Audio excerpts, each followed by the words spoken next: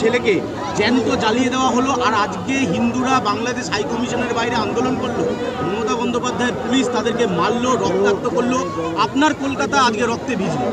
দেখুন, একটা সম্প্রদায়কে উনি কোনোভাবেই দুঃখ দিতে চান না, পরিষ্কার।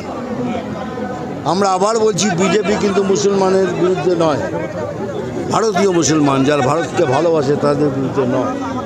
কিন্তু যারা ভারতের বিরুদ্ধে তাদের কথা বলছি, তাদের বিরুদ্ধে উনি কিছু বলতে রাজি নয়, উনি তাদের দুঃখ দিতে রাজি নয়। কিন্তু বাঙালি মরে যাক, বাংলা জ্বলে যাক, আমরা জ্বলে যাই, উনি খুব খুশি। তাই যদি খুশি হন, এবার এই খুশিটাকে আমরা দুঃখতে বদলে দেবো। এটা কি বাংলাদেশ?